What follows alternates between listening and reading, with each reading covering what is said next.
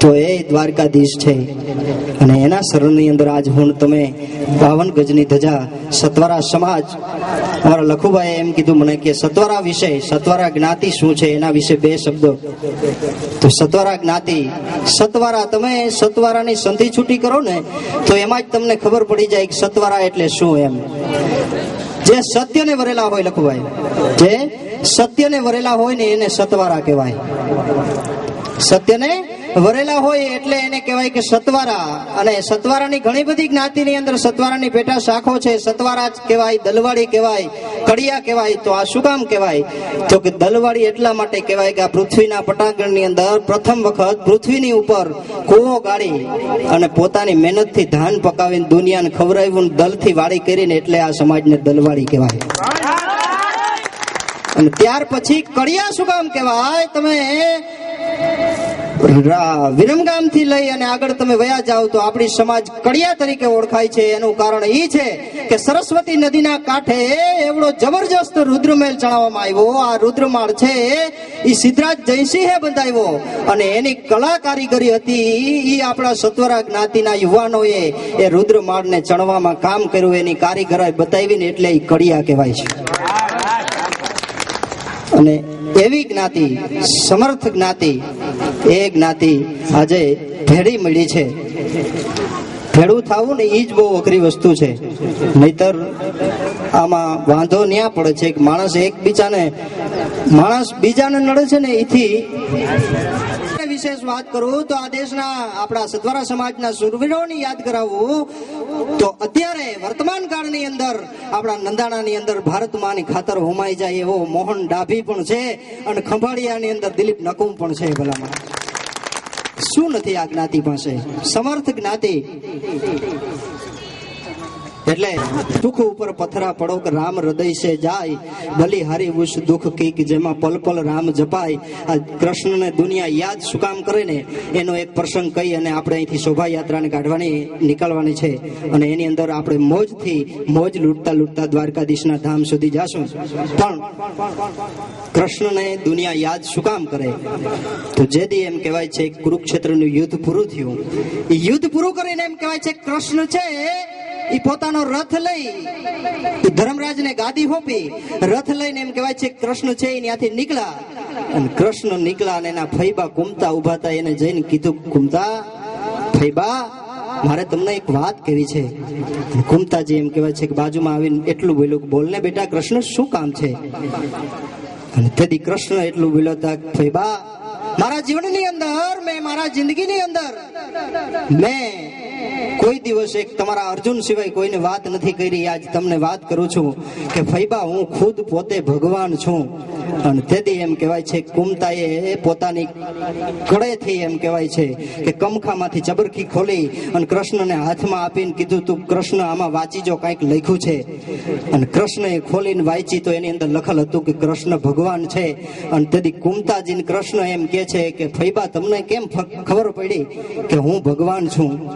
અને તેથી એમ કહેવાય છે કુમતાએ કીધું તું કે કૃષ્ણ, અમારે ત્યાં હારો પ્રસંગ હોય, દીપી ઉઠે એવો પ્રસંગ હોય ને એમાં તું આવ્યો હો કે ન આવ્યો હોય મને યાદ નથી, પણ કૃષ્ણ અમે તને અંતરના અવાજથી બોલાવ્યો હોય, કારણ કે અંતરના ઉદ્ગારની કોક વેદોને કહેવાય. આ કાંઈ ચોરે નો ચિત્રાય, એ તો ચિત્તની વાતોને શંકરા. એ અંતરથી અમે અવાજ કર્યો હોય કે હે કૃષ્ણ, અને તું ન આવ્યો એવું અમને બન્યું નથી. લાખા ગ્રહમાંથી તું ઉગારવા આવ્યો હો, દ્રૌપદીના ચીર પૂરવા તું આવ્યો હો. એ દ્રૌપદીને એમ કહેવાય છે કે દુશાસન નામનો છત્રી જેથી પીકડી પકડી અને ધરડીને સભાની અંદર ઘા કરે, અને આખી સભા એમ કહેવાય છે કે સામે દ્રૌપદી ઉભી ઉભીને કરગરીને કહેતી હતી કે આ સભામાં છે કોઈ મારી લાજ બચાવવા વાળો? અને તેથી એમ કહેવાય છે કોઈ હામું નહોતું જોતું. તેથી દ્રૌપદી બોલી છે કે શું બેઠા છો સરબાઈને, હું તો અકળાવું છું, તમે થાંભલા ધર્મના, એની હું પુત્ર વધુ થાઉં છું. અને આ 5 ધાયરા પછી પણ પસ્તાવું છું. આ પાપિયા મારો છેડલો પકડશે, ધક્કા દઈ આમને ટેમ ઢળશે. આ પાંડવો પાપણો ઢાળીને પલળશે, મને નહોતી ખબર કે આવા નમાલા નીવડશે. અને તેથી એમ કહેવાય છે કોઈ લાજ બચાવવા ઊભું ન થયું. તેથી અંતરમાંથી અવાજ નીકળો, કારણ કે હયાના ભાવથી જો કરો હાકલો તો ઢીંગલા ચિથરા તણા ધૂણે. એ અંતરમાંથી અવાજ નીકળો કે હે કનૈયા, એ હે કનૈયા શબ્દ નીકળે. અને કનૈયાને વિનવીન દ્રૌપદીએ કીધું તું બંધાણો તું દોરથી બોલીને ગીતા માય, હવે બોયલું બદલી જાય તો મારી લાજ લૂંટાશે રાવતા. ઈ કૃષ્ણ હે કનૈયા શબ્દ નીકળો. ઈ કોણ નીકળે ત્યાં તો શેષનાગની શૈયા ઉપર સૂતો તો, ન નીકળે ત્યાં તો અડધે રસ્તે પૂગી ગયો તો, અને ય નીકળે ને ત્યાં તો 999 ચીર પૂરતો તો કે સાડી હેક નારી હેક નારી બીજ સારી હેક વાંકે બન વારી હે. ઈ ખબર નહોતી પડતી કે સાડી છે કે નારી છે. તેથી કુમતા કે કૃષ્ણ એટલે મને ખબર પડી ગઈ કે તું ભગવાન છો. એની વાત પછી કરી. અને તમે કીધું છે મને વચ્ચે યાદ આવી ગયું, આ સમુદ્ર મંથન થયું ને, સમુદ્ર મંથન ની અંદર થી ઐરાવત હાથી નીકળો, કામધેનુ ગાય નીકળી, હા 14 રત્નો નીકળ્યા, કાલકૂટ નામનું ઝેર નીકળ્યું, આ બધું નીકળ્યું ને પછી છેલ્લે કોડા નીકળ્યા. પછી દેવો દાનવો બધા મૂંઝાણા કે આટલા બધા ઢગલા બંધ કોડાનું કરવું શું. તો ક્યારે એક માણસ બુદ્ધિશાળી દેવો હતા, એને કીધું કે ભાઈ એક કામ કરો, વિમાન ભરી લ્યો, ગામો ગામ ફેરવો અને 2-4 નાખતા જાઓ એટલે બટાઈ જાય. એટલે સાહેબ ગામો ગામ 2-4 નાખ્યા ની, ગામો ગામ 2 કોડા નડતા જ હોય, ગમે ત્યાં કામ હોય ને. એટલે વાત એ કરતો હતો કે કૃષ્ણ આટી મારીને શું કામ ઉભો, આટી મારીને શું કામ બંસરી વગાડે, એનું કારણ ઈ છે કે તમારે ગરમા ગરમ જો તપીલું ઉતારવું હોય ને તો તમારે હાંડહીની જરૂર પડે. હાંડહી વગર તપીલું ન ઉતરે. અને કૃષ્ણ એ આટી ઈ વાયરી છે, કોઈ દેવની ઝડપે આવી જાવ ને તો તમને બહુ તો ખરાબ લાગે કે એથી આગળ જે કઈ થતું હોય, પણ કૃષ્ણની આટીએ જડી જાય ને જીવતો ન રહે. એટલા દુર્યોધને એમ કહેવાય છે કે સહદેવને જઈને એટલું કીધું કે સહદેવ તું 3 કાળનું જ્ઞાન ધરાવે છે, તો મારે એ વાત જાણવી છે કે મારું કાળ ચક્ર શું કહે છે. આ કૃષ્ણની આટી કેવી હોય એની વાત છે કે મારું કાળ ચક્ર ઘાત ચક્ર શું કહે છે. અને તેથી સહદેવે કાળ ચોપડા જોઈને કીધું હતું દુર્યોધન આજથી બરાબર 18.5 દિવસે તારું મોત છે. એમ તો કે આ મોત માંથી બચવું હોય તો કોઈ રસ્તો ખરો? તો કે હા દુર્યોધન, એક રસ્તો છે કે કોઈ હારામાં હારો માણા, કોઈ હાચુકલો માણા તને આશરો આપી દે તો આ દુનિયામાં કોઈના બાપની તાકાત નથી કે એને મારી શકે તને. અને દુર્યોધને એટલું કીધું કે એવો પૃથ્વી ઉપર કોઈ હાચુકલો માણા ખરો? તો કે હા છે. કોણ? તો કે આપણો દાડો ભીષ્મ. જો તને ભીષ્મ આશરો આપી દે તો દુનિયાની કોઈ એવી તાકાત નથી કે તને મારી શકે. અને દુર્યોધન બોલ્યો તો વાત સાચી છે સદેવ, પણ ભીષ્મ મને આશરો ન આપે કારણ કે હું જાણું છું એ જાણે છે કે હું ખોટો છું. અને તેથી દુર્યોધને પ્રશ્ન કર્યો હતો કે સહદેવ કોઈ એવો રસ્તો ખરો કે પિતામાં મને આશરો આપે? અને તેથી એમ કહેવાય છે કે સહદેવે કીધું કે હા એક રસ્તો છે. તો કે શું? તો કે આ પૃથ્વી પરનો ખોટામાં ખોટો માણસ હોય ઈ જો એના હેઠું તું એને ખવડાવી દે ને તો તને એ આશરો આપે. અને દુર્યોધન બોલ્યો કે સહદેવ કોઈ ખોટામાં ખોટો માણસ તને દેખાય છે? તો કે હા દેખાય છે. કોણ? તો કે તું. દુર્યોધન બંધ બની ગયો. અરે હું ખોટો માણસ? તો કે હા, તારે તારા 99 ભાઈને કપાવીને તારે એકલાને જીવી જાવ એટલે તું ખોટો છો. અને તેથી એમ કહેવાય છે કે દુર્યોધન એટલું બોલ્યો તો ભીષ્મ આશરો આપે? તો કે હા, કારણ કે અન્ન એવો જ ઓટકાર આવે જેના અન્ન નોખા એના મન નોખા. એટલા માટે સાહેબે વાત કરી હતી કે આખો સમાજ મળી અને પ્રભુ પ્રસાદી લે તો એક સમાજનો એક અવાજ એક શબ્દ નીકળે. એટલા માટે અન્ન જેનું નોખું હોય. દુર્યોધનને એમ કીધું, દુર્યોધને કીધું કે તો મારું હેઠું ખાઈ જાય તો આશરો આપે? તો હા 100% આપે. અને એમ કહેવાય છે કે સાંજની પંગતની અંદર બધા જમવા બેઠા, એ દુર્યોધન પિતામાં ભીષ્મની બાજુમાં આવીને બેહી ગયો. પિતામાં ભીષ્મને ખબર નહીં, પોતે ખાતા ખાતા પોતાનું હેઠો એક પોરિયો એમ કહેવાય છે ભીષ્મના થાળીની અંદર મૂકી દીધો. એ ભીષ્મની મતિ છે એ માંડી બદલવા. બીજે દિવસ સભા ભરાણી, સભાની અંદર એમ કહેવાય છે કે ભીષ્મ પ્રતિજ્ઞા લે છે. એ પ્રતિજ્ઞા લે એવી મંત્રીઓની અંદર ચર્ચા થઈ કે ભીષ્મ પ્રતિજ્ઞા લે છે કે દુર્યોધનને 18 દિવસ મારા આશરે રાખું.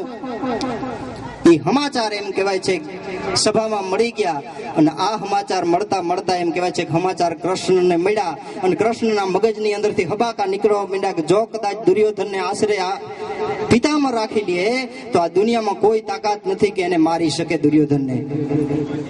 વિચાર કરીને કૃષ્ણ એમ કહેવાય છે કે શારદાને કીધું કે માં સરસ્વતી પ્રગટ થા.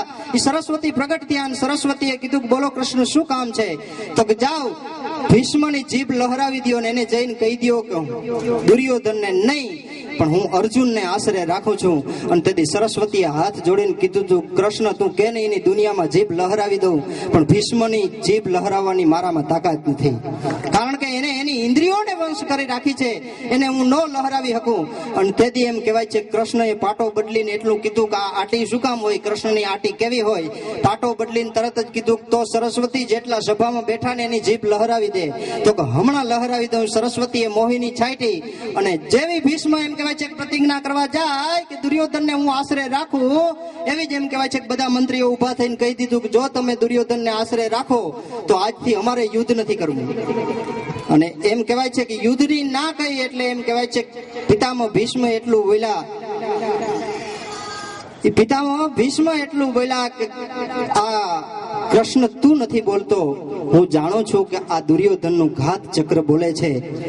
અને તેથી એમ કહેવાય છે પિતામહ ભીષ્મએ કરગરીને એટલું કીધું હતું કે આ હસ્તિનાપુરનો રાજકુમાર છે ભલા માણસ, અને તમે 18 દિવસ નહીં પણ મને 15 દિવસ તો આપવા દો. અને 15 દિવસ આપ્યો. 15 દિવસ પછી એમ કહેવાય છે કે શૈલ્યએ એમ કીધું કે આ મારો કંઈક સગો થાય છે. શૈલ્યએ એમ કહેવાય છે કે 1 દિવસ રાખ્યો, એ 15 ને 1 16. અને કર્ણએ એમ કહેવાય છે કે વિચાર કર્યો કે આ મારો મિત્ર છે. કર્ણએ 2 દિવસ રાખ્યો, એ 16 ને 2 18. અને 18મે દિવસે એમ કહેવાય છે કર્ણએ છોડ્યો ને તેથી દુનિયામાં કોઈ સાચવનારું નતું, કારણ કે એ કૃષ્ણની આટી આવી ગયું હતું. ભોગ કાગા દ્રાક્ષ આરોગ્ય તો એને કંઠે બાજે રોગ. ભાગ્ય હોય ને તો મળે, ભાગ્ય વગર લેવા જાય તો માણસને કાંઈ ન મળે. પણ એવા આજે આપણા અહીંયા ભાગ્ય ખુલ્યા છે કે ભગવાન દ્વારકાધીશની ધજા, ભગવાન કૃષ્ણ કનૈયાની ધજા એ દ્વારકાના શિખર ઉપર આજે સમાજ મળીને ચડાવતો હોય.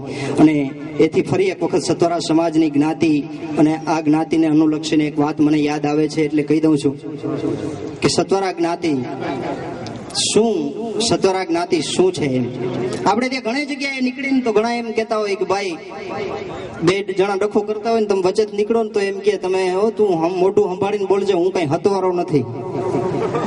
એટલે હતવારા આટલી હદે નબળા છે? એવું નથી. સત્વારા શું કામ નથી બોલતા એની હું તમને વાત કરું છું. સત્વારા નથી બોલતા એનું કારણ એ છે કે આ પૃથ્વીની ઉપર જેથી દેવો દાનવોએ મળીને સમુદ્ર મંથન કર્યું અને સમુદ્ર મંથનની અંદરથી બધી વસ્તુઓ નીકળી, છેલ્લે કાલકૂટ નામનું ઝેર નીકળ્યું. એ ઝેર લઈ અને દેવો દાનવો એમ કહેવાય છે બ્રહ્માજી પાસે ગયા. બ્રહ્માજીને જઈને કીધું કે આ ઝેર તમે પી જાવ. ત્યારે બ્રહ્માજીએ કીધું કે આ ઝેરને હું ન અડું. એમ તો કે હા તમે વિષ્ણુને આપો. વિષ્ણુને જઈને કીધું તો કે વિષ્ણુએ કીધું કે આ ઝેરને હું ન અડું. આ તો કોક ભોળાનાથને જગાડે અને ભોળોનાથ પી જાય તો બચી શકે આ દુનિયા, નહીતર આ દુનિયા ન બચે. અને એમ કહેવાય છે દેવો અને દાનવો કૈલાસ પર્વતની માથે ભોળાનાથ પાસે ગયા. શૈલ શૃંગ સમ વિશાલ જટા ઝૂટ ચંદ્ર બાલ ગંગ કી તરંગ માલ વિમલ નીર ગાજે. દાદીલાંગ દાદીલાંગ દિદિકટ દિદિકટ દિલાંગ બાજત મગુદ મધુર વિષ્ણુ કમર બાંધે. બમ બમ બંબાજ નાદ નાદ વેદ સ્વર સુસાજ શંકર મહારાજે આજ તાંડવ નાચે. ભોળાનાથની પાસે જઈ એને કોકથી પૂછી જો મહાત્મા ગાંધી એટલું બોલવું હોય ને તો ખાતમાં માંધી થાય, મહાત્મા ગાંધી નો થાય. એટલે વાત હું એ કરતો હતો કે ભોળાનાથ ને કૈલાસ પર્વત માંથી આવ્યા ડીડીમાં ડમરૂનો નાદ કરતો કરતો એમ કહેવાય છે કે ભોળાનાથ બેઠા થયા. અને ભોળાનાથે બેઠા થઈને માનવ મેદની એ દેવોને દાનવોને જોઈને એટલું કીધું કે આટલા બધા મારે આંગણે. અને તેથી એમ કહેવાય છે કે દેવો દાનવોએ કરગરીને એમ કીધું હતું કે મારા નાથ આ કટોરાની અંદર ઝેર છે અને આ ઝેર એટલું ભયાનક છે કે આનું એક ટીપું જો પૃથ્વી માથે પડશે ને તો પૃથ્વી રસાતાળ વહી જાહે, આ દુનિયામાં કોઈ રહેશે નહીં. એટલા માટે તારા શરણે આવ્યા છું, તું અમને સંભાળી લે. અને તેથી ભોળાનાથે કીધું હતું કે આ ઝેર સિવાય આ સમુદ્રની અંદરથી કાંઈ નીકળ્યું કે કાંઈ નહીં? તો કે ઘણું બધું નીકળ્યું. તો કે એ ક્યાં? તો કે એ તો અમે બધે ભાગ પાડ્યો છે. અને તેથી ભોળાનાથે કીધું હતું તો ભાગ પાડી લીધો, તો હવે આ ઝેર વધ્યું છે એ મારા માટે લઈને આવ્યા છો? અને તેથી એમ કહેવાય છે કે દેવો દાનવો એ કરગરીને એમ કીધું હતું કે મારા નાથ તું તો અમારો બાપ છો, તું તો 3 લોકનો નાથ છો. છોરું કછોરું થાય પણ કોઈ દી માવતર કમાવતર ન થાય. અને તેથી ભોળાનાથે એમ કહેવાય છે કટોરો હાથમાં લઈ અને ઈ ઝેર આ દેવોનો દેવ મહાદેવ પી ગયો તો. એટલા માટે ભોળોનાથ છે ને એ જગતની અંદર નીલકંઠ કહેવાય અને દેવોનો દેવ કહેવાય. પણ હું વાત જે મુદ્દો લઈને આવ્યો છું ઈ વાત છે કે ઈ ભોળોનાથ સૃષ્ટિનું ઝેર જો પી જતો હોય તો એ ભોળાનાથનો ગણ ખાણધર અને એ ખાણધરના વંશજનો સતવારા સમાજ જેનો ડાડો ભલામણા ઝેર પી જતો હોય ને એના સંતાનો એક શબ્દ જીરવવાની તાકાત તો એને વારસામાં પડી છે એટલા માટે જીરવે છે.